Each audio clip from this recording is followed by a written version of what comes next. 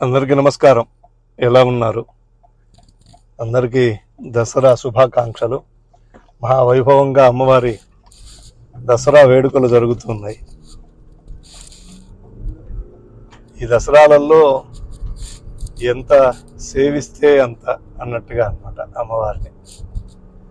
మొన్న ఈ మధ్య ఒక వీడియోలో మనం మాట్లాడుకున్నాం, హనుమాన్ కష్టముల నుంచి గట్టెక్కించే హనుమాన్ చాలీసా పారాయణ పద్ధతి. ఆ పారాయణ పద్ధతి చెబుతూ నేను పారాయణ ముగింపు అప్పుడు ఏం చేయాలి చెప్పలేదని ఒకరు కామెంట్ చేశారు.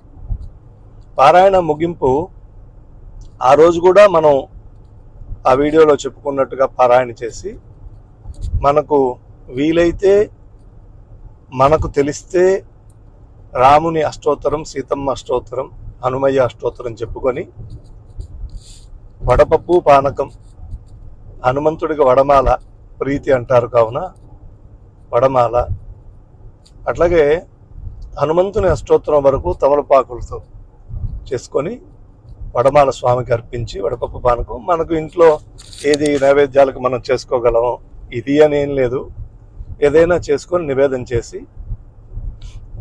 సాధారణంగా మనం ఇంట్లో పూజ ఏదైనా చేసుకుంటే అందరికీ ప్రసాదం పెడతాం కదా, అట్లా నలుగురికి ప్రసాదం పెట్టి, వీలైతే లేని వాళ్ళకి అంత అన్నం పెట్టి ఆ స్వామిని ప్రార్థించి ప్రసాదం తీసుకొని ఆ 11 రోజులు, 21 రోజులు, 27 రోజులు దీక్ష విరమించడం, అలా పద్ధతి. ఈరోజు మనం చెప్పుకోబోయేది, ఏదైనా సమస్యలుంటే గట్టును వేయడానికి ఆ మకుటం చెప్పుకున్నాం. అంతకుముందు మకుటం దుర్గమ కాజ జగత్ కేజేతి సుగమ అనుగ్రహ తుమ్మరదేతి. ఇప్పుడు ఏ కోరికైనా సరే ధర్మబద్ధమైంది, ఏ కోరికైనా సరే స్వామి తీర్చాలి. అంటే పర్టికులర్గా ఒకటి అని కాకుండా, ఇప్పుడు మా వాడికి ఎంత ప్రయత్నం చేసినా ర్యాంకు రావటం లేదు, రావాలి. అయ్యా ఎంతో ప్రయత్నం చేస్తున్నాను, ఇంటర్వ్యూలు అన్నీ అవుతున్నాయి కానీ ఏది నాకు రిజల్ట్ రావట్లేదు, మంచి ఉద్యోగం కావాలి. 2-3 మిస్క్యారేజ్ అయినాయి, సంతానం కావాలి. ఇప్పటి నుంచో అనుకుంటున్నాం, ఒకే గుడిసెలో ఉన్నాం, ఒకే చిన్న ఇంట్లో ఉన్నాం, అద్దె కొంపలో ఉన్నాం, ఒక మంచి ఇల్లు కావాలి. అలాగా ఏ కోరికైనా సరే స్వామి అనుగ్రహపాత్రుడు.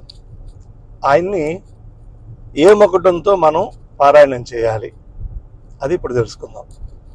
మనం క్రితం వీడియోలో అనుకున్నట్టుగా శనివారం కానీ మంగళవారం రోజు కానీ, ఆడవారైతే మీకు ప్రాబ్లం తీరిపోయిన తర్వాత 6వ రోజు ప్రారంభం చేసుకొని ఇంట్లో దీపారాధన, రాముల వారి పరివారం ఫోటో ఉంటే పరివారం ఫోటో తప్పనిసరిగా ఉండాలి, పెట్టుకోండి. ఉంటే కాదు, ఉండాలి. హనుమంతుల వారు అందులో ఉంటారు. దీపారాధన చేసుకొని పారాయణం చేసే ముందు శ్రీరామ జపం ఒక్క మాల చేయాలి. తర్వాత 3 నియమాలు. స్థల నియమం, ఒకే దగ్గర చేయాలి పారాయణం, 11 రోజులు కానీ 21 రోజులు కానీ. 2 కాల నియమం, ఈరోజు 6కి చేస్తే రేపు 6కే చేయాలి, ఒక్కో రోజు ఒక్కో సమయంలో కాదు. 3వది ఆసన నియమం, కుర్చీలో కూర్చోండి, సోఫాలో కూర్చోండి, మీ ఇష్టం, ఎక్కడైనా కూర్చోండి, బెడ్రూమ్లో బెడ్ మీద తప్ప కూర్చొని ఆసనం కాళ్ళు అటు ఇటు మార్చుకోవచ్చు, కానీ ఒకే దగ్గర కూర్చొని 11 మార్లు పారాయణం పూర్తి చేయండి. అంతే. ఈ 3 నియమాలు. 3 నియమాలు పాటించకపోయినా కనీసం ఒక్క నియమమైనా పాటించండి. సరే, ఇప్పుడు విషయానికి వస్తే, శ్రీ గురు చరణ సరోజ రజ నిజమనముకుర సుధారి ఆ శ్లోకం చెప్పుకొని, జయ హనుమాన జ్ఞాన గుణసాగర జయ కపీశ తిహులోక భుజాగర కాగని రామదూత అతులిత బలధామ అంజని పుత్ర పవనసుత నామా కదా. అట్లా కాకుండా మొదటి లైను అయిన తర్వాత ఔర మనోరథ జో కోయిలావై తాసు అమిత జీవన ఫలభావై, ఆ లైన్ యాడ్ చేసుకోండి.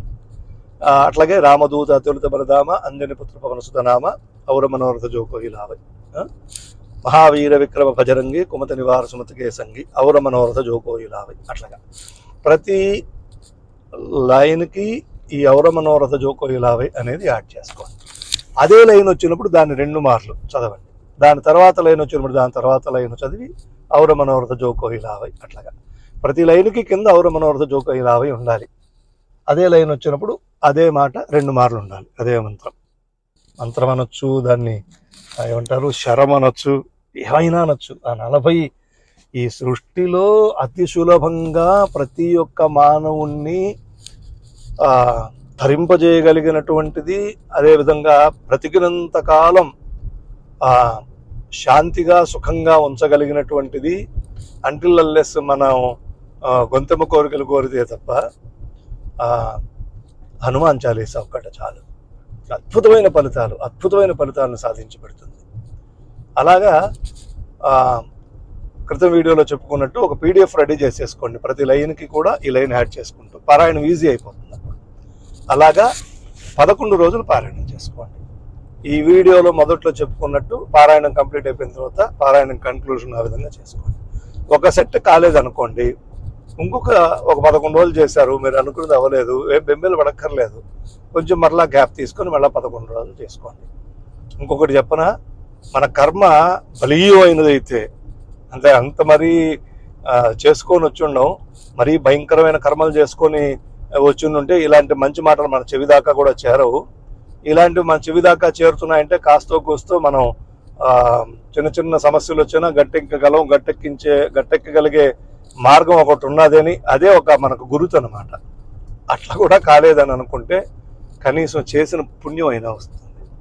ఇంకొక మారు మనకు ఆ పుణ్యం ఉపయోగపడుతుంది, బ్యాంకులో దాచుకున్న డబ్బులాగా. అట్లా ఏవి జరగదు. ఖచ్చితంగా అన్నీ అనుకున్నట్టు అందరికీ సవ్యంగా జరుగుతాయని ప్రార్థన చేస్తున్నాను స్వామికి. అందరూ కూడా అట్లానే ఉండాలి. అయితే నాదొక విన్నపం ఏమిటంటే, రోజుకు 11 మార్లు చేస్తారు కదా, మన స్వవిషయం కోసం చేసుకునేటప్పుడు ఒక్క మారు మాత్రం, మొట్టమొదటి మారు కానీ చివరిది కానీ ప్రపంచం కోసం చేయండి. అందరూ బాగుండాలి, అందరూ సద్బుద్ధితో ఉండాలి. మన సనాతన ధర్మం యొక్క విశిష్టతని అంగీకరించి ఎవరైతే త్రోవ తప్పి వెళ్ళిపోయారో వారలు మరలా సనాతన ధర్మంలోకి రావాలన్నట్టు, అదేవిధంగా ఎవరు ఏ ధర్మంలో ఉన్నా మరి ఒక ధర్మాన్ని కించపరచకుండా, అగౌరవపరచకుండా, ఇబ్బంది పెట్టకుండా ఉండేటట్టుగా విశేషించి మన భారత భూమి, మన భారతదేశం ఉన్నతంగా ఉండేటట్టుగా ఉండాలి అని మనస్సులో అనుకొని అన్ని కోరికలు కలిపి ఒక మాట అనుకోండి, అందరూ బాగుండాలి, అన్ని ధర్మాలు వర్ధిల్లాలి, వాటితో విశేషమైన సనాతన ధర్మం వర్ధిల్లాలి, సనాతన ధర్మానికి పునర్వైభవం రావాలి అని ప్రార్థన చేసి ఒక్క పారాయణం మాత్రం దేశం కోసం చేయండి, లోకం కోసం చేయండి. చేసి చేతిలో నీళ్లు వేసుకొని, ఈ పారాయణ నేను లోకం కోసం, దేశం కోసం, ధర్మం కోసం చేశాను స్వామి అని స్వామి దగ్గర వదిలిపెట్టండి. ఆ తర్వాత 11 మీకోసం చేసుకోండి. ఎంత పులకించిపోతాడో స్వామి చెప్పలేను.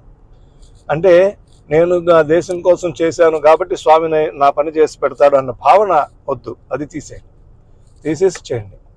తప్పనిసరిగా మీరు అనుకున్న పనులు నెరవేరుతాయి. మరి ఒక విశేషమైన దాంతో, విశేషమైన హనుమాన్ చాలీసా చౌపాయితో మరొక వీడియోలో కలుసుకుందాం. అప్పటి వరకు సెలవు. నమస్కారం. ఓం.